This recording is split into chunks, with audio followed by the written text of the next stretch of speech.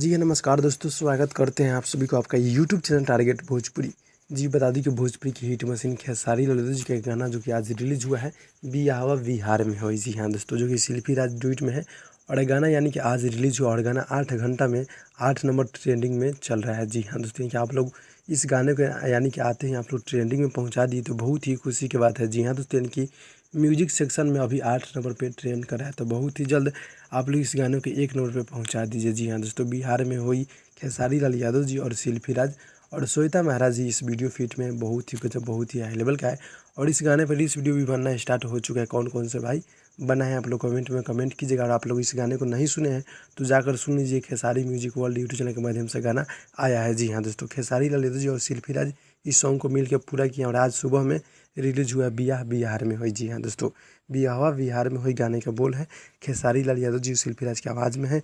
और अखिलेश कश्यप जी गीत को लिखे, दीपक मतलबी जी मिल को दोनों भाई लिखे हैं। और गोलू जी के म्यूजिक है, बहुत ही गजब की म्यूजिक देते रहते हैं। जी हाँ दोस्तों, तो गाना पूरी तरह से बवाल है, बहुत ही हाई लेवल का है। और रील्स वीडियो वही बनना स्टार्ट हो चुका है, जाकर आप लोग बनाइए। तो भाई लोग मिलते हैं अगली वीडियो में, तब तक के लिए धन्यवाद।